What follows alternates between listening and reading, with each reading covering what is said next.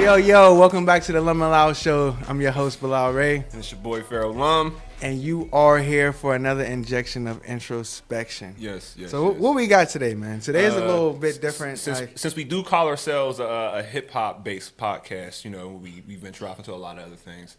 First, I want to extend condolences to the family of Irv Gotti. Yeah. You know, Irv Gotti, I feel like in recent years, you know, was more known to like the younger generation probably for primarily beefing with 50 Cent instead of his involvement in, you know, bringing artists to the forefront like DMX, like Ja Rule. Like a lot of people don't realize, Ashanti. You know, a lot of people don't realize the work that Irv Gotti put in. There's countless other artists from the 90s that I can name that I'm forgetting right now. And I don't want to misname anybody or give, you know, credit where it's not supposed to be due, but yeah, R.I.P. to Irv Gotti.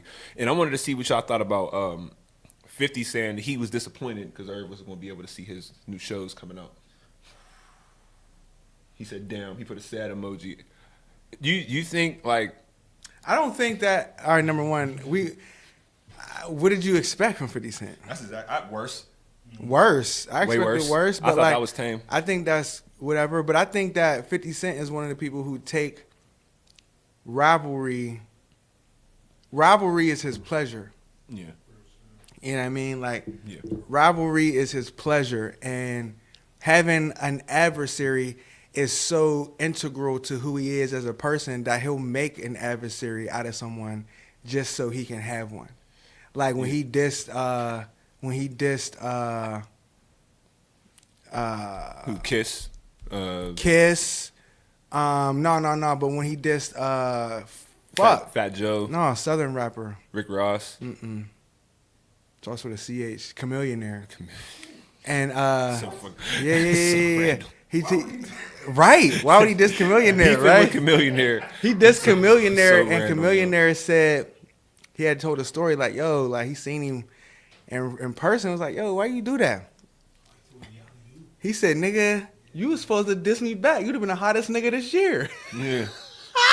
He said you would have been the hottest nigga out. Yeah. He dissed the nigga out of love for him. Yeah. That's how much having an adversary is important in 50. Yeah. So, in my opinion. I mean, I could see that. His big breakthrough came when he was at his most adversarial. And we don't even know if that was his most adversarial. We just know that on wax it was to us.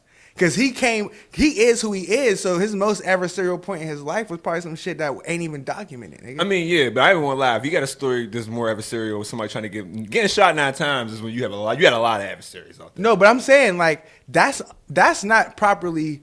It's documented, but that's documented only because he came in the game on Thingy's Hills. Yeah. When he came into the game, there was mystery for us as consumers not from New York around why the fuck he got shot 9 times. Yeah. That wasn't... Yeah, you had to do research. Yeah. I didn't know anything about that until like 2-3 years later. The thing that made him hot was beef DVDs he's taking down the hottest nigga out right now. Yeah. That's what made him hot. It's like, yo, he's talking about Ja Rule. And it wasn't even like Ja Rule's a gangster rapper because we never... Nah. Let me say this. Me and my mom loved Ja Rule before 50 Cent came along. Yeah, but y'all ain't love Ja Rule because... Y'all ain't love Ja Rule for the same reason that you love... what gangster rapper was cracking back then? DMX. Well, you didn't like him for the same reason you like X. Listen, I ain't want to lie to you. 50% of it was because here's a Ja Rule history. DMX had to tell him to stop rapping the way he was because people compared them so much. Yeah, that's why I really started liking Ja Rule. Like, and then I started hearing them 6 Feet Underground, the shit he did. Remember, he was supposed to be a group with him, Jay-Z and DMX at a point in time. So the second shit, my mom liked him more for the singing shit. Jay-Z would have never been in a group. Anytime he ever said yes to a nigga, he lied to you. Yeah, but Jay-Z like, was never. And it's crazy. The full circle back to Irv Gotti. They said Irv Gotti. Word was Irv Gotti litigated that beef because DMX ain't like nah, nigga. You got another nigga bald wearing a bandana with the grungy voice. You know how Ja Rule. Ja Rule and DMX, and almost flared up because you know Ja Rule kind of looked a lot, and back in the day before he decided I'm gonna start fucking with the girls, sounded a lot like DMX, and he could rap. You know what I mean? So some of even the B sides like 6 Feet Underground by Ja Rule, shit like that, I used to love, but them singles were hits. So like he was Drake at the time, you know what I mean? Yeah. It's hard to compare anybody to Drake, but if you have to compare somebody from that era to Drake, multiple platinum selling albums, you on song with every big R&B star, pop star, J-Lo, Ashanti, Mary J. Blige, you're a Drake at the time. So it was crazy to see somebody come out and just stiff somebody. Let me ask you a question. I'm going back in time and I'm changing our timeline. We're existing on a different timeline right now. Yeah. King Von's still alive. He has a lot of payola behind him, more than he had. I'm talking. Let's put it in numbers. Let's say he has a label, or let's say he has UMG behind him, and they're giving him $100 million of payola for his next run, and he's going hard at Drake. What do you think happens? Do you think King Von with $100 million of payola and bars for Drake could not necessarily topple, but could it leave that scar on the chest of a Drake? And I'm asking that because to me that's the closest equivalent to 50 versus Ja Rule. I think, a new nigga coming out who niggas wanted to kill, who kind of had who got bodies and people know he's an actual he's really out here. Do you think that would have? And this is completely hypothetical, like you know what I mean, a versus battle in my head, like. I don't really think it. I don't think it could. Honestly, I don't think he could topple Drake in the way he toppled Drake, the way Kendrick toppled Drake in no scenario like that. I don't think. No, I don't think it would have been the same. No, I'm gonna say this though. This is the reply. I don't think just like I don't think Drake could outcool Kendrick. I don't think there's a way, like, no one can outcool Kendrick or outcool Nas. That was the common mistake that Jay-Z and Drake made with their subject matter in their earlier disses. Jay-Z didn't really start getting down and dirty till after shit was already kind of out of hand for real. Before that, he tried to outcool that nigga. Just like you can't outcool them, you can't out-gangster Drake. There was never ever going to be a diss song that was purely made on gangster shit that was ever going to take Drake down. If you take Pusha T's songs and remove that shit that he dropped on Drake, niggas start burying it like every other diss song that Drake had. That's the reason why we talk. You don't think you can out-gangster Drake? No. Why not? Because Kendrick didn't out-gangster Drake. The reason Kendrick exposed Drake... Kendrick didn't try to out-gangster Drake. Exactly, because you can't. I don't agree with that one. Drake's persona is not built on being gangster. Like, there's never going to be a gangster song. What are you going to say about Drake? What is King... Okay. I don't think King Von has the capability, the mental fortitude, the strategic thinking at all. I don't think he's anywhere close to 50 Cent mentally at all. No. I don't think he is either. So I don't think he would be the good example. But I think you would need somebody very gangster. He can out-gangster Drake, though. What you're saying is his gangster wouldn't topple Drake's career. What I'm trying to say is people wouldn't care. It wouldn't make... I don't think it would make a dent. I think if you gave King Von $100 million and told him to start going in there rapping motherfucking O-Block story, niggas aren't going to give a fuck. The reason, like... Think about what it took to take Drake down. What are the common elements that took Drake out of these battles with Pusha T? His kid.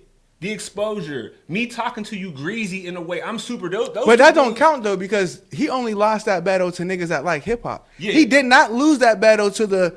masses, bro. To the masses, he did not lose that battle, bro. To himself, he lost the battle. Yeah, but that's not perception controls these dollars, though. No, I feel what you're saying, but what I'm trying to say is Drake's self, the masses, there's no way, shape, or form that a nigga like King Von could ever fuck with Drake. R.I.P. to King Von, he is not the strategic thinker. The nigga who runs up on a nigga outside the nightclub with no fucking pistol on him is not the nigga who strategically takes down the biggest rapper in the world. The two niggas he just lost to are two of the sickest-minded individuals we have ever met in hip-hop. He is not.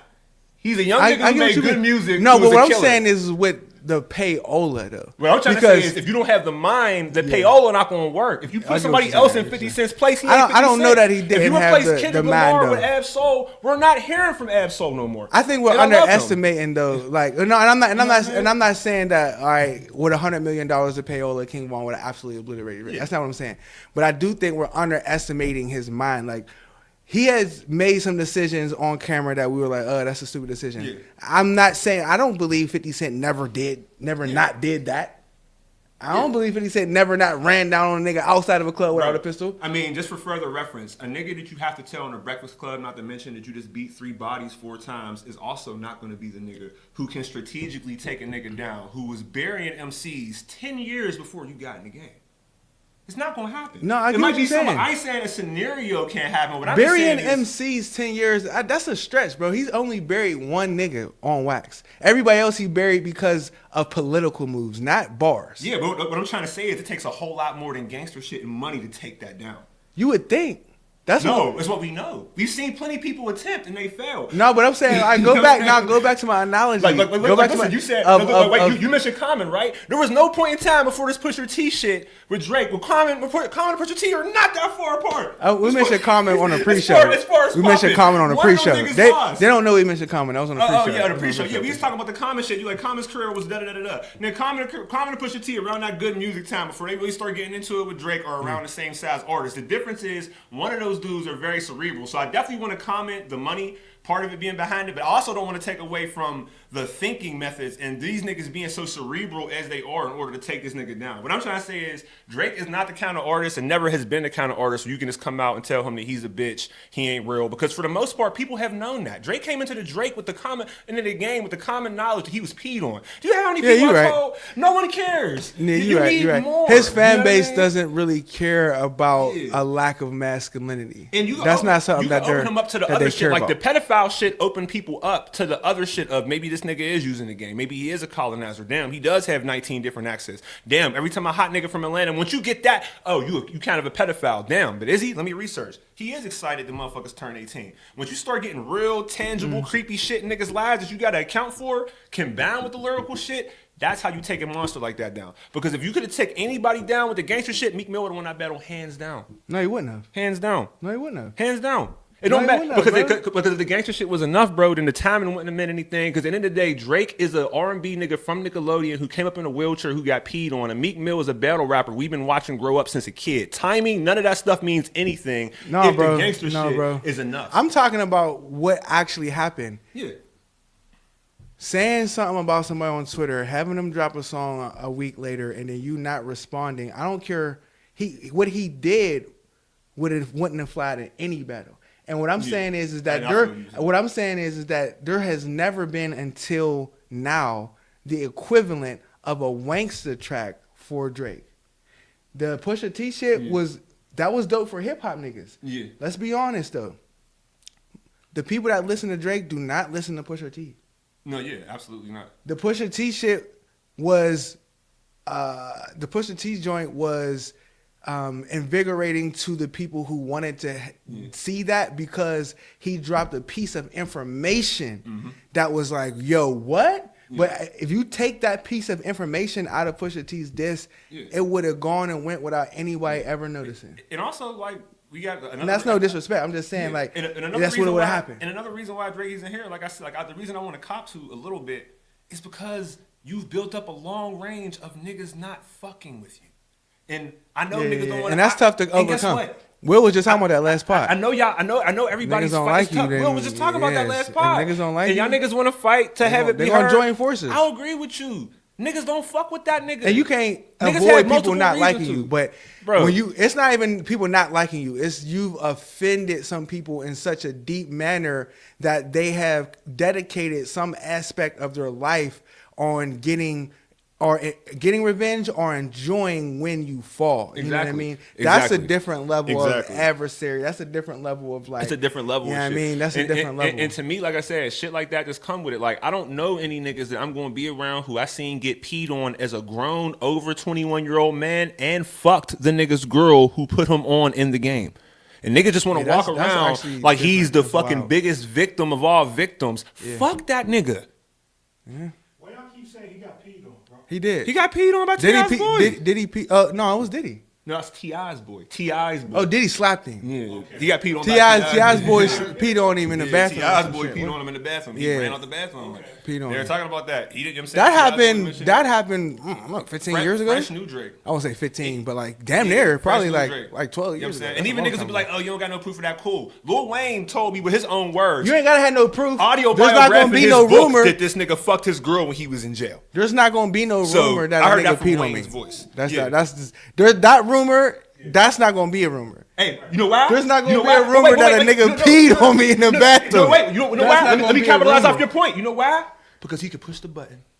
You can't push that button anymore. The button's on the other side. Sometimes, look, when you're powerful enough, you can push the button. Once upon a time, Braun got dunked on by a high schooler. Wait, what you mean? You can push When the you're button? powerful enough, things go off the internet. No, I'm not talking about that. I'm talking about there's not even going to be a rumor about a nigga peeing that a on me. nigga peed on me ever. in the bathroom. Ever. That Let rumor's go. not happening because ever. all rumors are based upon some proximity to some truth. Right. What truth would have to have happened for that rumor to Yeah, you peed on me at a party in the club. You gotta mix it up. Didn't even feel right when I And if that did actually happen, Allegedly. That's crazy. and I'm going to say this, All I know is the first time they asked T.I., the first and three allegedly interviews it wasn't an giggled. accident. Allegedly it wasn't an accident. The first 3 times they asked T.I. interviews, he laughed about it. And he said, come on, man.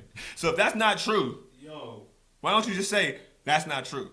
And like I said, you do shit like that, and it's just weird because people make these weird things like, oh, Kendrick should have loyalty to Drake because he's on the tour. So Kendrick should have loyalty to a nigga who he happened to go on tour with, which is a business transaction. But this nigga got a man tattooed on his skin whose girl he fucked and put him in the game. And y'all don't think he owes any loyalty towards him? Y'all think this nigga a victim? Fuck this nigga. Yeah. Fuck this nigga. Y'all be acting like this nigga's such a fucking victim all the Yikes. time. Y'all Yikes. niggas be whining and crying and bitching. Y'all want this nigga to come croon to y'all so fucking bad. He'll be back. He's not done. That's the other Yeah, his thing. career Stop with the isn't Drake done over. shit. He's too big, bro. He Stop. just lost That's his the other thing. position as That's the other thing. he's Stop. lost his Y'all gotta position as number one. Y'all got, if I cut Drake's Now, sales, when I say that, I mean culturally, because he'll probably be back at some point. He has the opportunity to be back on top of the charts, right? I'm not saying numerically number one. I'm saying culturally number one. He has lost that position, and he's been barred from being number one culturally. But let's be real. I don't care how let's be real. dope the song is. Culturally, it'll never be number one. No, let's be real. Commercially, he's had the spot. He has never, ever, Culturally, ever culturally had a number one spot. Ever. It takes us to give him that. But wait, It can't but be a wait, bunch of white but kids wait, from Wisconsin but wait, but wait, but buying wait, albums. but wait, but I've wait. never heard no great But wait, ever say, but wait. yo, listen, this The nigga, great, but wait. 2 things on that. Greats don't decide who's culturally number one. They never have and never will. That's the one thing about being a great. You can once you arrive to the level of great, your opinion of who's great no longer I haven't matters. heard anybody For some describe reason. Drake. I haven't heard anybody For some describe reason. Drake as number one for any other reasons but superficial reasons. To But- me, there's a lot of but other this is reasons. what I'm saying, You can't be like- scared of the culture and be number one. But this is what I'm saying. That wasn't evident until now. Bro, he hasn't done an interview in America in 10 years. You find me a Drake interview in a hip hop on a hip hop platform right now. He has not done. He's been scared of the culture way before this. But you can't way before this beef. until He don't now. associate with Until us. now, you can't position it like that because Beyonce also don't really do interviews. Beyonce's not a rapper. But that's what I'm saying, though, no bro. queen of R&B. But listen, though, what I'm saying is what you're saying is circumstantial. Like until now, until this beef has unfolded, all the things that were obvious to people in the game or people who love hip hop were not obvious to casual fans. Yeah, but And so what I'm saying, but culturally, that's culturally, hip hop. It wasn't that Drake was number one culturally. It was that there was an argument made for it, and you couldn't necessarily, for sure, take him out of the number one spot Man, until look, now. I know the nigga sold records. You know what I Culturally, mean? there was an argument for Milli Vanilli too. All I'm trying to say is there's never been a time in hip hop Yeah, and where that the person proves, that proves No, why bro, what I'm trying to Drake say was is- culturally argued to be number one. Bro, what I'm trying to say is, bro, through yeah. the 80s, through the 90s, through the 2000s, no matter where you go, bro, the general consensus with niggas like us in the barbershops, the nigga who is a top selling nigga has never been that nigga when we talk. In any era. Ever. Tupac was not the top selling, but niggas thought he was the best. Biggie was not the top selling, but niggas thought he was the best. Rakim was not the top selling, but niggas thought he was the best. Well, that's It's not never true. That's been not like- true. Jay-Z was not That's the not top true selling, but niggas because thought he was the that's best. not always. Well, it's true for majority for the Yeah. 90%. That's But what I'm when saying. Pac was out, before Pac was out, niggas did argue that Snoop was the best, and Snoop was the top selling nigga. There was a period in where it coincided for a little bit. But I'm not saying that he was ever number one. I'm saying that now is the time where he has now been barred from number one conversation. Where the masses know he ain't number one. Number one conversation Here's is what you not gotta say. allowed no more. Not Here's what I'll say. allowed, No, but here's what I'll that's- say. It's The not number even. one, here's what I'll say. The niggas who knew Drake wasn't number one. No, I gotta put this in the middle of this. No. Look, this is a diagram. No, wait. Let me show you. All right. Here, let me show you what I'm trying to say. Let me show you what I'm trying to say. The common opinion that we've all had for 10 fucking years is not shared by everybody. Period. No, when I say 'cause- we, no, yeah, when I yeah. say we, I mean me, you, I mean K Slay, I mean Ebro, I mean fucking DJ Technique, I mean fucking Alchemist, I mean niggas who are speaking on Drake. Yasin. Real hip hop niggas have always felt that way. It's not new. Y'all niggas Right. are just coming up. Like he is not like to me. Like even to think he's number one, I don't even want to get these niggas. He's just the number one selling nigga. Tupac had a comment on that when he was a kid in motherfucking on MTV Raps. The reason these motherfuckers sell number one is because niggas is always gonna want to see Sambo dance. He said that shit in 1993. It's been the same formula forever. Big Daddy Kane sold more than Rakim. Shout out to Big Daddy Kane. Sorry, old heads, he was not Rakim to me. The flashier nigga is always gonna sell, but when it comes down to it, when you run up. You know what I mean? When you run up, like me and Corey was talking about, there's going to come a time. The time is coming where a lot of y'all niggas who don't really have nothing to rap about, is going to be in trouble. The time is now. The time is coming. The time is here. The time, time is already is a wrap. coming.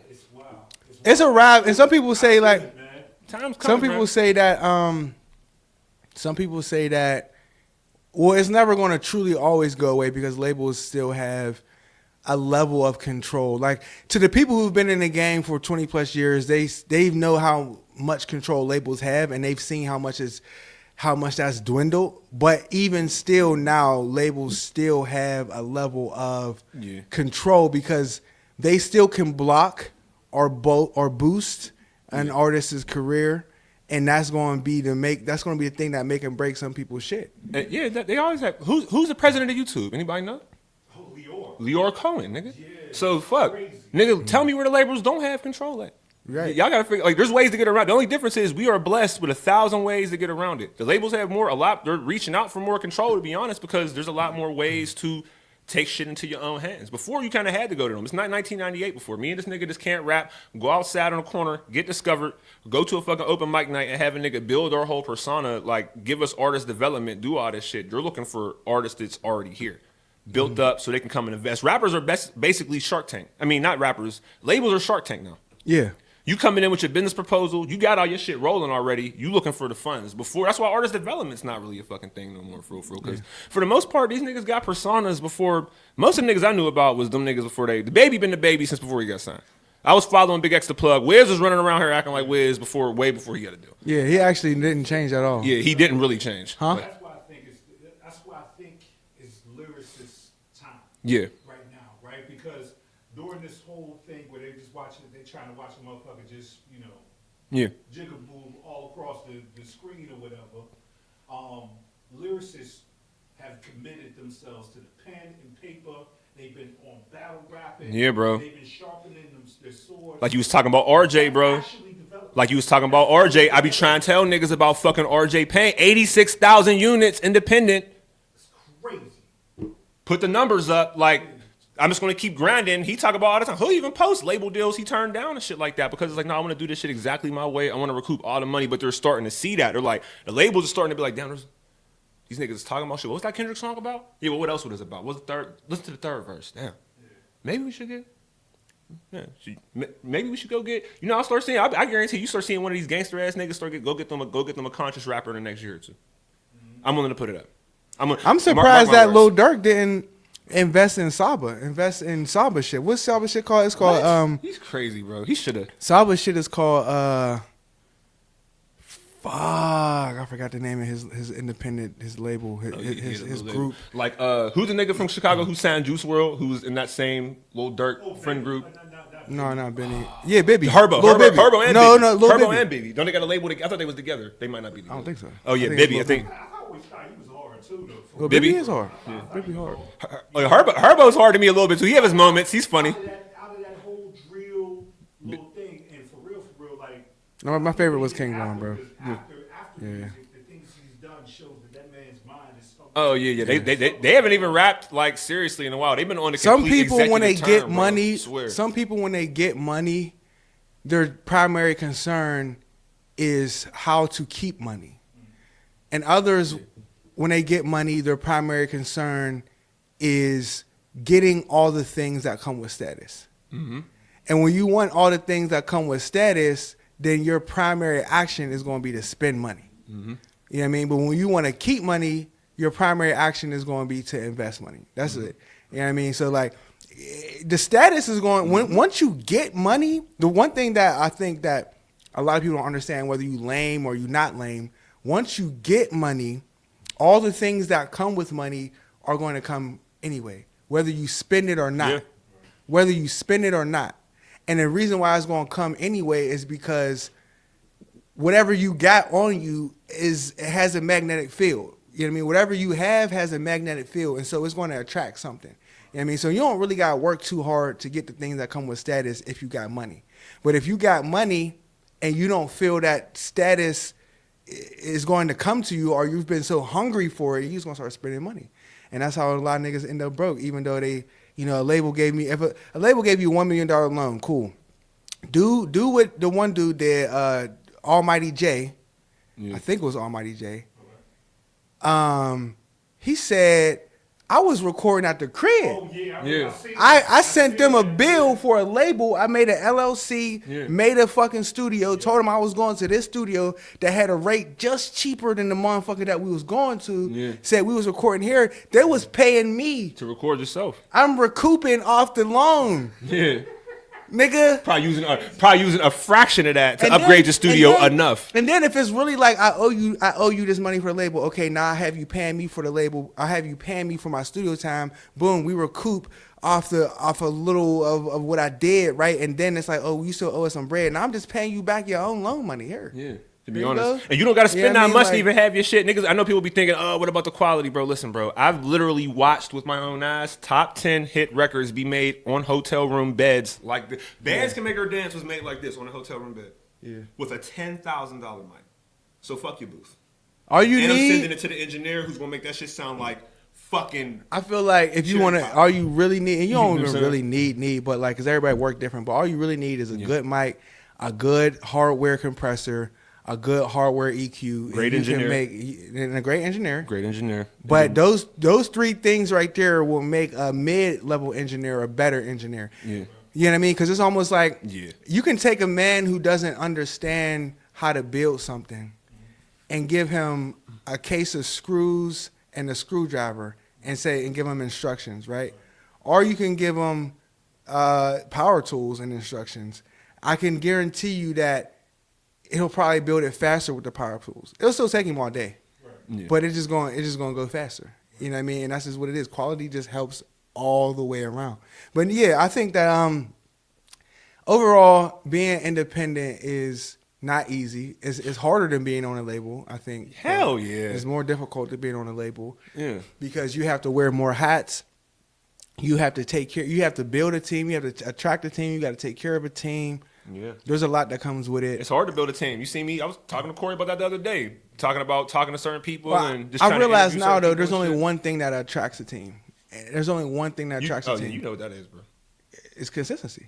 That's the only thing Word that of the attracts year. a team. Just posted that the other I'm day. realizing Right team. the only thing that attracts the right team is consistency. If you want to attract the wrong team, that's easy too. The way you attract the wrong team is to just keep sharing your vision with people. Yeah. You can just share your vision with Yeah. people. Yo, I got this vision. Oh yeah, I'm gonna fuck with you. Yeah. That's how you attract a bunch of motherfuckers that are You not are. accountable, Yeah. who don't come on time, Yeah. who don't finish work. Yeah, Right. But Because if you I've done attracted that. The right team. The, just the being only person consistent. I've ever met who I've literally ended up getting on my team like that was somebody who I was just lucky to meet, which was Herc, who's not an everyday person when you hear some shit. And you know, it took a lot of Well, Herc met you, but stayed on the team because he seen that you was consistently rapping. He Yeah, seen that you're you right. was If I'm not consistently consistent, writing, he seen that you was consistently doing shows. Yeah, he's in the studio He's seen with us, consistency. taping- yeah, he's and taking so he's pictures like, of yo, us and I shit. want Yeah, to yeah. document this consistency. Yeah, That's what he. That's wanted why to he do. stayed. You know what I'm saying Right? we still. Me and Herc. You know what I'm saying still tight to this day. But you're right. Right. That consistency. Even with me, I talk about it all the time. Like the reason why I become fans of newer artists in any genre is because of consistency. Right. I read manga. Newsflash. Me and B like manga, anime. We probably gonna get tapped into that a little bit more. I'm reading a new manga now. It seemed fire. 40 pages, great art. I just found out the artist does another manga that I like. Trying to think. I can't think of the other manga. My boy Raymond just told me about it. But if he ain't consistent, I'm not gonna be talking about how good of an artist Bro, he is that's for that why. long. That's why I stopped watching I need more shit. Attack on Titan. Yeah. I stopped tapping into Attack on Titan because y'all take 5 years in between seasons. Nigga, that's why I'm not even going to watch it. I don't that's even know the if the new whole- season's out, and if it's when it come out, I'm not going to watch Bro, it. let's be because frank. I didn't lost That's the whole interest. reason I tap into manga in general was the lack of fucking anime community consistency. Right. Because you be looking at a Facts. fucking story and you like, damn, I want Bro, to see the rest of this shit. I started watching Sakamoto Days, 5 episodes in. Yeah. Cool. It seemed cool. Just read it, bro. I went on to read it and realized there was over 100 plus chapters. Yes. This shit ain't never gonna catch up, nigga. Yeah, ever, bro. So I It's might as well popping just right read now. this shit. It's Just read it, over. bro. Like, it's done. It's over, bro. Like, I'm just done. reading it. I'm not about to wait. I was telling people all the time, they're like, oh, you're reading it. I'm just going to wait. Cool, read, bro. Wait, bro. Some I'm people like, reading oh it, bro. yeah, I can't wait. you deep in it, you reading it. I Like, guess. bro, listen. I'm here for the story. Yeah. I'm not here just to like, cause watching is cool and it's dope, but like sometimes it be like, listen, I'm not trying to wait around. I need to know what's going on. I nigga. need the story. And I will go like, back and watch when they animate some shit I want to see. Yeah, I'll But go I'm back trying and to watch. read, I'll go nigga. back and watch the one fight. Yeah, and plus they be taking shit out. Niggas' head get chopped off in the manga. They gonna make it seem like he just died a fucking pleasant death in the anime. Like, you That be shit be missing killing shit, me. man. Yeah. You be missing shit, man. That should be killing me. I had something else on the agenda. Oh, how y'all feel about these fucking planes dropping out the sky, bro? Make me I promise you, I'm not catching no flight. They can keep that shit. at all. You catching a flight? Son. Stop. The only flight I got planned to, bro. The only flight Yeah, I what have you say? planned. Listen, the only flight I have planned to catch is in October. Oh, yeah. That gives me plenty of time to see this lay of the land. And I've driven to Houston before. You have driven to Houston. If I absolutely have to, nah, fuck that. I ain't driving. I'll catch a train. Yeah, that's a comfortable joint. I mean, I'll I catch don't it. care. Nigga, I'll leave 2 days earlier. Huh? We up on Southwest or? Supposed to be Wait, Afrotech. in Houston? Oh yeah, Afrotech. Supposed to be Yeah, Afrotech. Afrotech. Yeah. Afrotech. But yeah, You like, talking about? What you talking about? You talking about in Austin? South by Southwest. That's in Austin. That's not. Yeah. But yeah, I ain't gonna lie. I mean, I've been feeling like that too. I was talking to I was thinking about trying to make a couple trips, but they're not no places that I'm not catching a flight to DC. No, I'm driving. I'm in Pittsburgh. I'm not catching a flight to Philly. I'm not catching a flight to anywhere that I can drive in 6 or 7 hours. Yeah, I mean, I catch flights to Atlanta now because I have done my share Of driving. driving, I've bro. driven down to Atlanta Yeah. probably 10 times, 15 times. I'm good. And that's a nice little. That's I've not- only flown to Atlanta twice. One That time was 11 45 hours start to minutes, nigga. really be a thing. Like after a minute, it'd be like, yo, you didn't drove. I'm talking about Corey. You didn't drove. Yeah. And you look up and you're like, nigga, I still got 5 hours. Yeah. I'm done driving. I promise you, I'm not trying to drive another 5 hours. And then go down there and then you gotta recover the first day low key. Yeah. Then have your fun and then drive back. Nope. Yeah, you definitely got to recover. I'm catching the flight, Yeah, man. this is easier. I was arguing with my people about going to VA. They're like, hey, you don't want to drive that? No, y'all want me to drive down there. Yeah. Let's get on a plane. Well, it's 45 minutes versus 6 hours. And then y'all gonna want to stop, so I can't even go as fast as I want to go for Yeah. like. So it's like, nah, man. No. I'm I'm not. I'm I'm not worried feeling about that. these planes dropping. I'm worried about them because I think that what's happening right now, we're seeing the makings of a dictatorship for sure. A lot of people throw that word around, but it's true. Like we're really seeing our country turn into a dictatorship officially, and we have a lot of people that have no interest in playing the game of politics, because you at least feel more comfortable when a nigga played the game of politics, when he went to the Ivy League schools and when he did the local political racket, and then he became a senator or a house rep, and then like you at least want niggas that played the game of politics, because they have to work within a certain parameter, even though they're still like slimy and grimy. Yeah. But when a nigga just said, fuck all that, I'm skipping straight to the front of the line and I'm doing whatever and it don't make sense and whatever. And I told you I was going to do this for you. Ha, I'm not doing that shit. La, la, la.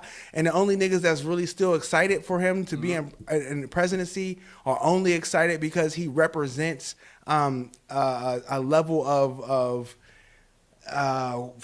I don't know, racism for lack of a more expressive term, you know what I mean? And it's interesting because it's like y'all, most hyper racist people are fucking broke, nigga. I just watched a movie called The Free State of Jones. Came out a minute ago. Yeah. Came out a minute ago.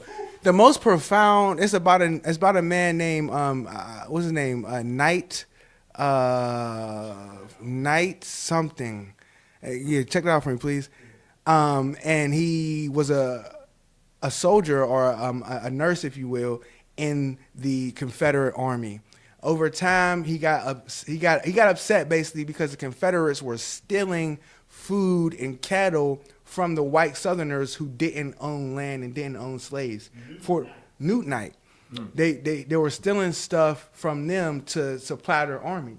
So he went back to his hometown of Jones County, Mississippi, and staged a resistance with a bunch of deserters from the Confederate Army and some freed, formerly enslaved African Americans who had ran away. Right, they were hiding in the swamps in Mississippi and shit, and so they were fighting back. But anyway, the most profound part of that scene, right, and this is for the racists who ain't watching this podcast, but the most profound scene of that, made it this far. you know what I mean? They're not watching this shit. If you made it this maybe far, you must maybe be we like could that clip and you're this racist. up. Maybe we could clip it up. You know what I mean? But you know what I mean. The most profound scene of the movie, in my eyes, was they just had a feast. They had a hog. They roasted the hog. They had a feast to celebrate a small victory against the Confederates who were collecting the corn. Right. Yeah. They had a feast after the hog had been, cut up. There's like bits and parcels left. One of the black men walk up and start getting food, and this white dude was like, "What you doing, nigger? That ain't for you. That ain't for you, nigger. Put it down." And he's like, he look at him and say, "How you ain't?" And he's like, "How I ain't what?" And he's like, "How you ain't?" And then Newt got up, and I don't know if this happened like per se, but this is the most profound scene. He got up and said, what he's saying is, how you ain't a nigga. He picked cotton for him, but you was willing to die for him. You a nigga too. Yeah. You know what I mean? And so for all the people who really think that a rich white man has your favor because you share a skin tone, you don't understand family. Yeah. You don't understand that all of these rich oligarchs are from the same bloodlines from thousands of years ago. You don't understand the conversation about the Rackham and Rothschilds and how they're really descendants of these groups of people who control Mesopotamia, who control Babylon, and who controlled Rome, and who controlled Greece, and how their lineage. You don't understand that they don't see you as them. Yeah. You think because y'all got the same pigment that y'all in the same boat. Yeah. When they look at you, they see workers, they see slave, they see ant, they see people insects, that push the agenda. they see Like bottom the, feeder. like the Trump shit. Everybody was talking about, the January 6 motherfuckers got out. Yeah, y'all niggas are still banned from DC. Y'all still can't be around me. He don't give a fuck about them. That's what I'm saying. They're You like, don't oh, give a he's fuck our about him. president. Okay, No, he's not. when this shit start rolling in, Y'all niggas are in the tax bracket. I'm telling you, like it's crazy. Y'all Like niggas- they niggas really is be crazy. thinking And that all y'all- and all y'all color Hispanic- matters. and all y'all It's Hispanic never people mattered. that fucking voted for him and is on TV talk about please don't take mine. Man, You heard what Coca-Cola did? no. You ain't hear what Coca-Cola did? No. Coca-Cola, the most gangster. The most gangster. Don't tell me that you not got the Coke in the car. You know I'm Coca-Cola down. Oh, you gotta. So don't make me. You gotta let it go. You gotta boycott, I bro. gotta boycott. Coca-Cola, they hired a bunch of. They've been hiring illegal immigrants. All these companies hire illegal immigrants. Yeah, for sure. They hired all the illegal immigrants. Told them that they was having a meeting. Put them in this room and had ICE raided. They cornered all the illegal immigrants and had ICE run down on them niggas and got them up out of there. Crazy. There's reels of all these Mexicans pouring out Coke and like they stepping on Coke in the stores. They buying Pepsi. Yeah, because Coke said. And that's crazy because that's round that's these the niggas super up. Mexican out of those two. Bro, Mexicans have Coke is combined- all over South America. Yeah, but I said they're bro. way Central more and South than America, Coke is everywhere. Yeah. But no, Coke ain't gonna lose nothing. We think we going. That's what I'm saying. People be like, "Oh, I'm not buying they're Coke addicted anymore." to Coke. No. Listen. It ain't about that. People can boycott the drink. They own more than the drink. You know what they own? They own all of the drinks. Yeah. No, but you know what Yeah, they really everything. own? What do That niggas don't realize? You can't get rid of Coke. Coca-Cola owns Christmas. Yeah. Yeah. They created Santa Claus, nigga. Seriously? Absolutely. The Santa Claus that we know in red That's and crazy. white was created by Coke. His first appearance in American culture was on a Coke bottle. Coke can, rather. Santa Claus does not exist anywhere else in the world under the same ramifications in America as he does here because Coke created him. I mean, now he does because they expanded, right? No, you're But right. it was St. Nicholas. It was I'm bringing it up now. It says no, Coca-Cola. It said Coca-Cola did not create Santa Claus, but it did help popularize the character in his modern image to today that we all know him. The modern image of Santa Claus was originated in the 1800s by poet Clement Mark Moore and cartoonist. Let me see. In 1931, Coca-Cola commissioned illustrator. Oh, these niggas' names. Everybody's German. Sunbloom. Illustrator Hayden Sunbloom to paint Santa for their Christmas advertisement. Sunbloom's paintings established Santa as a warm, happy character with human features. Coca-Cola. Yeah, you're right. They did crazy. Do they have any intellectual property on any images of Santa Claus? I don't know if they own. They do, they probably. You can't. There's nothing you can do. Nigga. Yeah. But I'm not saying because Christmas is the biggest American holiday. Yeah. The most money is spent preparing for Christmas via Black Friday and other things, right? So, you know what I mean? But yeah, niggas is shaking and moving. Before 1931, Santa was depicted in many ways, including a tall, gaunt man and an elf and even a scary character. They are the pioneers of the commercially acceptable Santa Claus that we see today. Facts. That's crazy. So yes, they did create Santa Claus. Whatever Santa Claus wasn't created by them ain't the motherfucking Santa we know. We think about Black Peter over in North. They got like all that shit was what Santa was. The whole Krampus thing, like that's what Santa was, the motherfuckers. Yeah. It was some scary shit. It was some wild shit. That's how you get the cold. You know what I mean? Yo, don't do anything to sell. That's why you get the pine tree. The pine tree is supposed to be the pine tree represents a specific deity, and that's why you bring the pine tree into your house to welcome the deity into your house. That's why I be like, I be chilling off the Christmas shit. People like, oh, Jesus. I'm like, this shit ain't got nothing to do with Jesus, baby. I don't know what you talking about. This ain't got nothing to do with no motherfucking Jesus. Ain't got nothing to do with no Middle Eastern nothing. This is some other shit. Yeah, y'all inviting deities into the house and leaving cookies out for them and shit. You know what's crazy, yo? You mentioned something, too, with the presidency, right? How people don't even want to play politics, or they just want to jump to the top. And they don't have the experience. They don't have the almost like artist development. To really handle a position of that magnitude. For some reason, when you were speaking of that, the same thing hit me about music. Yeah. You know, and when you were talking about artist development, like most people aren't willing to do the smaller things to really make the when they get that position to really do it to as much, like, I don't know, put as much as possible, like get the most out of it. Yeah. You know what I mean? A lot of times they're fucking up because they didn't have the development. They didn't have the media training. Yeah. They didn't have the... And they also don't feel the ramifications of a regular politician would feel. Like a regular politician goes in office and does any of this shit that we've been talking about. Their career is ruined. They got to go home. They got to leave in 4 years. They got to survive. They're like probably 50, 40. They plan on writing books and doing speaking engagements for years. So there's a lot of shit that Trump does just with the fact that he does not care. Like, he does not care about a lot of shit because he knows at the end of the day, I'm going to be able to make money regardless. I'm not even really a politician. I made money before I got here. So, like, when you have other politicians that are tiptoeing, I don't even know if he can be defeated by a regular politician. He took his name in red letters and made his name in red letters. Well, this was all right. I'm going to talk about for a second. I'm going to rewind real quick. And I'm going to talk about filling a hole, filling a niche, right? Yeah. Filling a empty spot, or what we call change makers, or what's the word I'm looking for? People who are disruptors in the industry, right? Yeah. He's a disruptor in the industry of white nationalism. Let me show you why. There was, once upon a time, 10 years ago, people were calling for Confederate things to be taken down, right? The statues. And the flags and all those things, right? Because they really stood for white nationalism. Anyone can say, they be like, oh, it's for heritage and history, and it's not. Because you don't even know the heritage. Most of them don't. Some of the white boys really be knowledgeable about that shit, but most of them don't. All they know is we used to have slaves, and I'm mad that I gotta fucking work this coal miner job and eat mayo sandwiches. Right. You know what I mean? And so now that there was a push against all of the symbols of white nationalism, Trump came through and said, my name in red letters is now the new Confederate flag. He has filled the niche of needing symbolism for white nationalism and made it his name, bro. Marketing. You understand what I'm saying? Marketing. His name in red letters is now the symbol of white nationalism. Yeah, bro. It's what we've been talking about with music. That is deep, bro. It's what we've been talking about with music the whole time. We've been talking about this with music the whole time. Marketing is everything. Guess what? At the end of the day, there's always this goes back to the argument about fucking Kendrick, bro.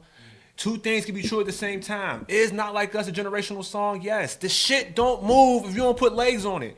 For any song. It's imaginary. You don't have marketing, your art is not moving. It don't matter how dope your art is. It's not gonna get up, walk out the door, and introduce itself to the fucking world. No, you're right. Marketing is everything. That's that why nigga I figured out a said way to market himself. The presidency. The presidency. Right. He marketed himself. Facts. He took away all that shit you said he lacked. He replaced all of that with good marketing. I don't have experience, but I'm gonna do this. I haven't done it before, but I'm gonna do this. He replaced all the experience, all the necessary steps that you said he needed to take with fantastic marketing and money. He is a disruptor. He's like I said, there's other people. I was telling my boy about Pat McAfee. I said, yo, I'll be talking about how I be watching the Pat McAfee show all the time. He said, I'll be watching Stephen A. Smith. I said, bro, I've never seen no man come on ESPN in my life and just cuss at fucking will when he wants to at 12 o'clock in the afternoon. I'm watching Pat McAfee. He be on there like, yeah, I don't give a fuck. Apparently, once he said fuck the president of Disney or fuck the financial advisor of Disney, right there I'm like, yo, this is a Disney product or whatever. I'm like, he's a disruptor. He's like, yo, I'm a contractor. They came to me because they needed me. They were dying. They needed me on this shit to take up 3 hours a day. I'm going to do what I want. You know what I mean? So when you have people that disrupt that industry, we've seen it all the time. It's just so crazy to think you can see it in politics. Because now the shit's been disrupted. I feel like The Rock is needed to take Trump down, to be honest. I don't think anybody who runs against Trump is going to win but The Rock. Hype whatever candidate up you want. I don't think ever is a strong word. I don't think we'll have another election for 10 years. Me neither. I don't think we're having another election for 10 years. I do believe. Listen to me, bro. And you know, I ain't gonna say that. Sometimes my predictions just be too crazy. I really feel like we're not gonna have another election for 10 years, bro. So you're telling me he's about to fucking... This is a manga plot. I've read this. Listen to me. I've seen it already. And it's people like, do you like? And I'm not talking about you. I'm talking about people in general. You really think that he has the richest human being in our country, and possibly the world? Elon Musk is like number one in the world almost. Yeah, the world. The richest human being in the world. Document it. You know what I mean? Because they not, first of all, don't document shit on us, nigga. We getting paper. You know we getting paper. Don't play with us. We getting you know what I mean? Don't worry about you know what I mean? Don't document shit. Like, why you pocket watching, nigga? Yeah. Type shit. But no, you go to a little factory. That's you know what cute. I mean? You go to a little factory. Cool. Cute. Cute. Moon, cute. All right. But Alright. he has the richest documented white boy Who also controls our space travel. who also controls our space travel. As his, you know what the real play it is. Let me, because we watch enough anime. The reason why anime is important, the reason why I'm gonna have my children watch anime and consume anime, is that it does something to the plasticity of the human brain, in my opinion. Yeah. It does something to the plasticity of human brain in that it takes the human brain to scenarios and possibilities that are so far outside of the scope of the cookie color vanilla way people view life. There's a reason why you said it, and the reason why you said it, and the reason why I believe it is because I've been talking about this for years. I watched fucking Gundam. There's a version of Gundam where the every country in the world, instead of having an election for who's president, every country in the world goes to war for fucking to see who's gonna rule the world every 4 years. The one nigga won, and as soon as he won, he said, "Yo, there ain't no more fucking elections. I'm the president forever." Ever since I seen that, I was like, damn. What if somebody just wins and just says, ain't no more fucking elections? But facts though, and the thing that I'm saying, this is the real play. This is the real play. I don't know if Trump is doing it on purpose. I don't know if he knows that he is participating, or if he is participating on purpose with the intention of doing this. But the real play is this: Donald Trump is the Drew Bledsoe to Elon Musk. What's our boy's name? He's not our boy. Tom Brady. Tom Brady. Tom Brady. Elon Musk is Tom Brady. Donald Trump is Drew Bledsoe. So you think Elon's going to eventually run? He's not even a fucking American citizen. He's not going. They would have to change the law. He's not going to run. They're destroying. They are going to destroy the democratic system. There's not going to be an election, and he is going to be handed leadership by Donald Trump. Donald Trump is going to pass down leadership to him. Yeah. They already bragging about how he saved the government $150 million in a month. I'm telling you, bro, that is the play. That is what's going to happen. They're running around bullying every company. And this is the thing that's scary about Elon Musk. There's a multitude of things that's strange about Elon Musk, but this is the most concerning thing. He was 20 years old when apartheid ended. Oh, he was too used to that. He got to experience Jim Crow and enjoy it in a way, and so did Donald Trump. I don't know about that, but yeah, Donald Trump definitely enjoyed Jim Crow, but he didn't enjoy it the way Elon did. Yeah. Like, Yeah, Jim Crow in New York and apartheid over there is. you know what I mean? Like, and I mean, he traveled. I mean, I'm sure Donald Trump has been in the South and all those things, but he didn't. I'm sure he wasn't like a young man of age during the time in which we're thinking of, like, you know what I mean? He was a young man in Central Park 5, you know what I mean? And that was in the 90s, or not a young man, but he was a younger man, you know what I mean? Or it was at the 80s, Central Park 5. Not sure. Okay. That was, I want to say early 90s. Maybe I'm tripping. I would say 80s. Okay. No. The music, the era, the haircuts, the vibes, it was the 80s, I'm thinking. But anyway, he was a young man during that time period. Now, Elon, being 20 years old, the day they said, oh, yeah, we're no longer going to have them be second-class citizens, I need to carry around documentation on who they are. Yeah. You got to understand how he really views people. Yeah. You know what I mean? For sure. Like, this nigga, that's different, bro. Yeah. That's different. That's not, when people was like, oh, yeah, he's from South Africa. Like, whoa, South Africa has a whole own set of issues, bro. Yeah. I'm about to say. And the white people in South Africa have a level of racism that we don't understand how much more thick it is compared to what we experience here. Yeah. Because nowadays here, if a white boy say something to you, or not even just that, nowadays here, racism has a different flavor. The only people who are outwardly racist are either people who really mean that shit, they're drunk, or they're in a position in which you can't physically harm them. There's not really too much in between, right? Over there, it was like all of the above and more. Nigga, it's just like, yo, like they was calling people niggas kafirs. That's their word for the N word. You know what I mean?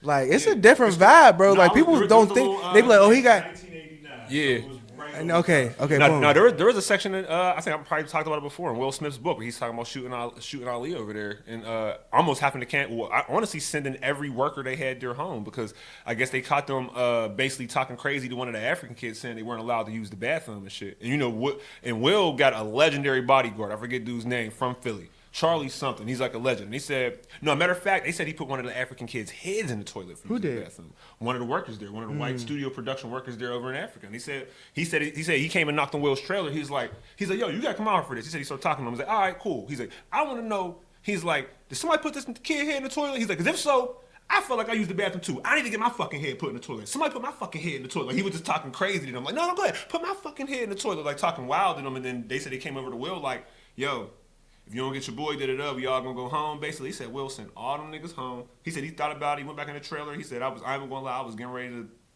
just be with it. He's like, then I thought about whose movie I was. That's, bro, I was waiting for somebody to say. I was about to say it next. He said, Will said, I was about to say it like, Will bro. said, I thought about whose movie I was shooting. Who the fuck are you? He said, I went back out there. He said, then all y'all motherfuckers can go home. And I will finish the movie myself. I'll fly everybody out here on my own dollar and finish this shit myself out here if I got to. He said he went back in there like, hold the fuck, everybody. That's what I'm saying, bro. Because when you're acting, sometimes you have to. This is why I didn't. That's why I kind of stopped acting because it was a little bit too much for me. Sometimes when you're acting, you have to let the personality of the fictitious character or the real character possess you. Yeah. You know what I mean?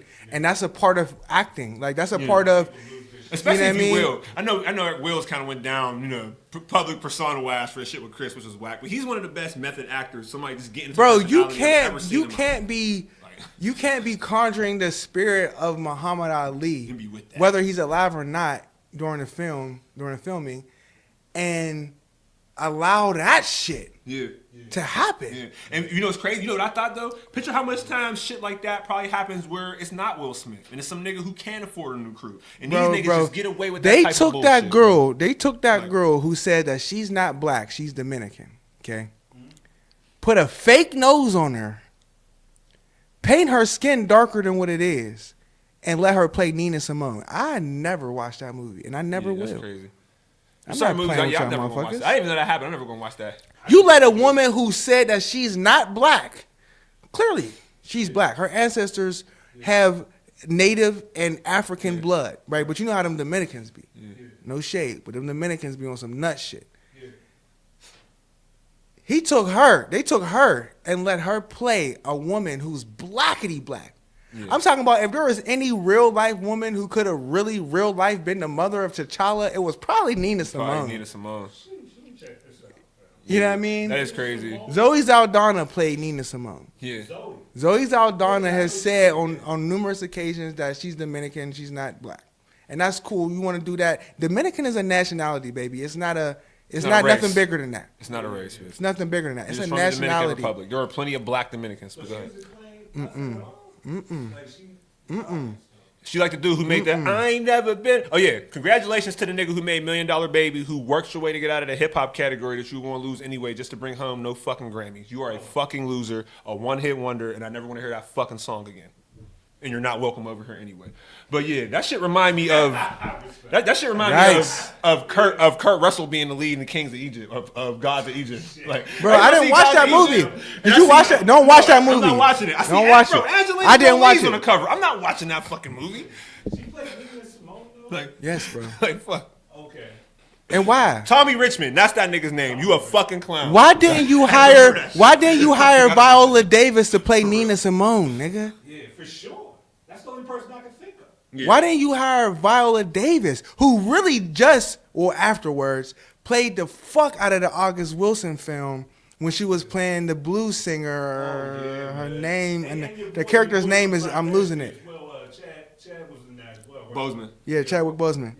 Yeah. But come on, bro. Like, Viola Davis, there's a bunch of women who could have killed that role. There's 100. You picked the Depending one on girl the who days you had to you put want. prosthetics on, make her skin darker, and who also outwardly said that she doesn't really claim to be black. Do you know who they were considering to play Harriet Tubman years and years ago before they actually put the movie into production? They were considering... Don't say J-Lo. No, worse. Worse. Worse than J-Lo? Worse. No, Heidi I had to find the name. Don't tell me it was Heidi Klum. They was going to get Heidi Klum to play. Who's Heidi Klum? Another white actor. No. You know what they... White girl. The I don't know if it was the same director who executed this movie, but a director who was going to make a Harriet Tubman movie was looking at Julia Roberts. That's basically Heidi Klum. To play Harriet Tubman. That's basically Heidi Klum. I was right. And said that it's so long ago. Why does it matter what color she was? Yeah, you get off that. Let's get you off of this. Julia. Yeah, my whole thing is the. But not comedy. Yo, Like that's crazy. But here's my thing though. Who's going to see that? I don't know any black people of any denomination who's going to see that. I know some people that would go see it. Who? I don't know anybody who's. Some white people go see that. Bro, some white people go see that. I mean, I don't even know. Maybe I'm just. Because think about it like this. Think about it like this. The Passions of Christ. They had the white dude whose last name is hard to say play Jesus, right? Great movie. I like the movie. I like the movie because I like whether it's a superhero movie, whatever, when it's a depiction on something that has a legend or has a story behind it already. But no, not even just that. When they make it dark though. Yeah. When you put the Dark Knight literally in the title, when they made Batman dark, I'm invested. Yeah. Because it's not no fucking happy story. Yeah. Gotham is tragic. Yeah, it's tragic. His life, his mental health, tragic. He's a psychopath. The people that he's fighting against, tragic, bro. All this shit is terrible. Yeah. And so when they made it dark, when they made Passions of Christ dark, and when they gave us a character that represented the devil, super pale skin with the black hood, just kind of sneaking through the crowd and shit, I'm like, yo, this shit is cinematic gold. Yeah. You know what I mean? Even though it was made by a racist himself, but you know what I mean? Y'all want to ask y'all that shit was cinematic gold. Like, what is the? To me, a lot of people got their things about the movie. It was a good movie. Just thinking about that. What do y'all think is the greatest white savior story of all time? The one that just happened in my. I think it's dumb. Oh, I don't even know how I should say this on air. I think it's dumb. No, I'm not gonna say that. I'm not gonna say that. They're fantastic. They're both worth it. Dune. White savior movie. When he walked in the joint with the basically Muslim niggas. He was talking. He got me. I would have been like, oh, Salah Ghaib. I would have been. No, on that I wouldn't say He it's got the me. greatest white savior one because he didn't save nobody. Oh yeah, no, but he's the white savior though. He ain't, when do they ever? Besides fucking, when do they ever? He ain't saved nobody. Besides Jake from Avatar, when does the white savior in the movie actually save? Right, but though Jake from Avatar would have to be That's the the greatest only white one. savior one because outside you got to eat whatever nigga because it's not even Arabic. I don't know what they talking. That nigga he leads all them to their motherfucking death. So they're not. That's not a white savior. That got played. And his baby mom knew Jake it. really is trying to. He actually had a baby and kids. Yeah, Like, he's locked in. He's locked in. He's over there doing the fucking African white dances people. and shit. He wanted nobody with a dashiki. He He talk about no, we celebrate Kwanzaa in my house. He's one of them white boys. He's one of them white boys. So yeah, in facts, he different. Avatar- He's different. Avatar, Yeah, Jake Jake from Sully Avatar. over, That's the greatest over Doom white savior. savior. You know what the greatest white misconception savior movie is? What? The one with the where the white girl saves the black guy's life and helps him get to the NFL. Yeah, that nigga they was lying about that whole. They was lying. He lied about that whole. They was lying. Time, yo. They was stealing his money. Yeah, Michael Orr talked about that shit. And then they did interviews and everything. They got in front of people when the movie was like the help market and shit. I was like, that turned my stomach when I found out about that. Bro, stop letting. All right, this is a whole nother note, but it's on the same tip. I know some people that be like, I don't know about that. I don't know about that take. That's why we call it a hot take. Yeah, it's a hot My hot take: stop letting white people adopt black kids. I don't know. I don't like it. I think it's very dangerous. I think that seldomly you get one that's really they really try to do right by the child. But then I keep seeing these videos, and that's another thing. Social media skews your perception, right? Mm. But I've also known to hear anecdotal stories as well about horror stories growing up with white adopted parents. No, I agree, and that's crazy. And let me take it a step further. Somebody who's at the precipice of the thing that leads to that. Stop having fucking babies you can't take care of. I see that's never going to stop. Well, the white people adopting them is never going to stop because these people. I see it every day. That's true. I'm not going to say my field, but I've seen about 4 or 5 kids go into adoption in the past 5 months from neglection. Yeah, okay. From motherfuckers not taking care of their shit. Who's to say who's going to pick them kids up? But the bottom line is, like anything, every bad thing we want to happen, that does happen with kids is almost a result of motherfuckers having sex before they ready, having kids before they ready, just being irresponsible and laying down. Like my dad told me when I thought I had a girl pregnant, I called my dad and said, I don't know how this happened. And he talked to me like I was a fucking dickhead. He said, "Oh, you don't know how this fucking happened? Well, let me explain to you what happens when you lay down with a girl. Since you're so confused." I'm like, "No, I get it." He's like, "No." He said, "No." He said, "No. You don't know how it happened. Since you don't know how it happened. No. You don't know how it happened. You pulled out your funky little side. No. Basically, like, yeah. And you put it in there, and you wasn't paying attention. I'm like, my favorite story of you and your dad. Yeah, the barber shop, nigga. I still remember that. I know I embarrassed that nigga because I was like, he let that shit rock, yo. I told somebody the other day, somebody put a post up and they're like, yo, you gotta let your kids win a game sometimes. I laughed. I said, he was not my dad. My dad would beat me in basketball and rap about it the whole way home. He would have a rap ready when we got in the car. He'll be sitting there looking at me like, my name's Big Weave and I like to score. The whole way home, bro. The whole way home. Yeah, that's crazy. All right. No, that's crazy. Well, yeah, and you're right about that. But I also think that's a difficult thing to do because I say this often, and I think it's important that we realize that human beings we're not living in our natural habitat. That's important that's important to understand, and the reason why that's important to understand is because having and raising a child is not as naturally as difficult as we make it. Yeah. We make it way more difficult than what it needs to be. With all these a la carte services and having to pay for this and food that makes them sick and also setting yourself up to raise a kid. Way more also difficult. setting yourself up to raise a kid by yourself. It's way more difficult. No matter what gender you are, that's not how it's supposed to be. It's going to be more difficult no matter what. We don't live in community. I had a conversation with my students about community, right? We actually, it's a sociology class and it just began. And I had put some words on the board, and we were brainstorming basically synonyms and antonyms, right? And those can be phrases as well. They have to be single words. But I had put a word up for society, right? And this is what they said it is. They said shit like unfair, not accepting, unwilling to change. Like those are the words that they put up for society. You know what I mean? And for what it is like, I mean, for what it isn't is stuff like accepting and like nurturing. Those are the words that they put for what it is not, right?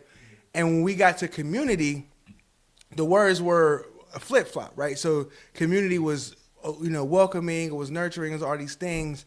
And I asked them, well, what's the difference between a society and a community? And we talked about communities being more tight knit, more tangible, more like this person right there, that person right there, right? Because society is like, we live in society, but there's a lot of participants in society that I'll never meet. And they all add to what society is. You know what I mean? Society is out of control for real. But community is more tight knit. But the thing was that we boiled down to is that they don't feel like they've ever actually lived in any community. They live in neighborhoods, not communities. Mm-hmm. You know what I mean? So it's like, yeah, I live in a neighborhood. Like, there's people that live here, but we aren't a community, though. Yeah, and it's crazy because you've seen that deterioration as time goes on. Like, I know when I was younger, it probably was a little bit better, but when I was growing up, it was hard for me to get anywhere at home without somebody who knew my dad asking me what I was doing, asking me where I was going, my grandmother. Yeah, but think about how many people that grew up on your street or right next to you that didn't have that experience. Yeah, that's what I mean. And as time goes on, it's not even like that no more. Yeah, you know what I'm saying? It's worse than even when I was a little kid. Your dad made himself, for his own reasons, made himself a pillar of multiple communities, which trickled down to people inquiring about you. Yeah. But think about how many people's dad was whoever. You know what I mean? Robbing, and niggas doing nothing. You're right. They're not going to ask them. You're right. Right. You know what I mean? You're right. I got that. Even now, you're right. I'm speaking from a place of privilege because a lot of people from where I'm from do love my dad. So exactly. And so, like, we don't live in that community. A community doesn't just. I mean, community has that aspect for everybody. Because in a real community, we know who everybody's dad is. We know who everybody's mom is. Yeah. You can go over to their house for dinner. You can do this, do that. Like the shit that our parents talk about. You know what I mean? Like my mom, rest in peace. When she was a kid in the 70s, like it was more like, yo, everybody. I don't know why I'm thinking about this right now. I'm thinking about this story my mom told me growing up. She grew up in this apartment complex called Sandusky Court. It don't exist no more, over the north side. And this story, when she told me this story, I used to laugh so fucking hard. She was like, why are you laughing at this story? Because it's not nothing to laugh at for real. Yeah. But it fucking had me cracking up every time I hear about it. She told me about the story where one day they was outside playing and this dude came home real late, I guess, or whatever, real early in the morning, drunk as hell. His wife, I believe this is how the story went. His girl wasn't having it, so he was just sitting outside, drunk as hell, went in the house, grabbed a pack of hot dogs, and was just eating hot dogs, right? Drunk as hell. Just eating these fucking hot dogs, bro. Eating a Glizzy gobbler. Out the pack? Glizzy gobbler. Like a bag of chips? I believe so. And Mom, if I'm getting it wrong, listen, I'm sorry. But listen, eating these fucking hot dogs. She said this nigga ate so many hot dogs that he died on the spot.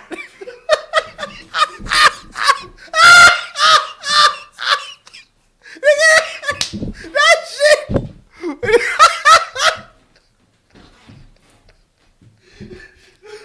He died right there in that fucking chair. That nigga died right there in that fucking chair after eating like 13 fucking hot dogs in a row, just fucking guzzling them bitches. I don't know if he choked to death or what, bro. But that shit had me fucking.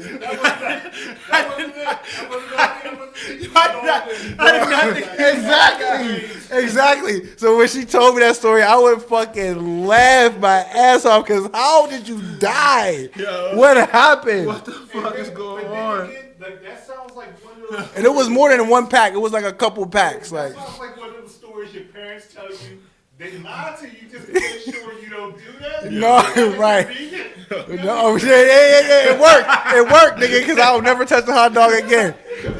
It worked. Like, yo. My mom used to say, don't have your hand out the window because that's seen kids lose their hand. I ain't never seen nobody lose their hand Out the window. Yeah. Go out the window, but still to this day, I got PTSD. Yeah, If you think about it. You can't do that. No, Yeah. Yo, that was great. No, that's hilarious. That was That is great. crazy. I definitely didn't think he was out of here. R.I.P. the hot dog dude. Man, To the hot dog. that's a real glizzy gobbler, and I don't know what happened. Yo, just eating a bunch of I hot don't- dogs like a bag of chips. Bro. Maybe it was like alcohol poisoning too. Maybe you just Maybe it was. I don't know what happened. She was like, she ain't know what happened, but I'm like, to be just drunk outside. She said it was the day, like kids was outside playing.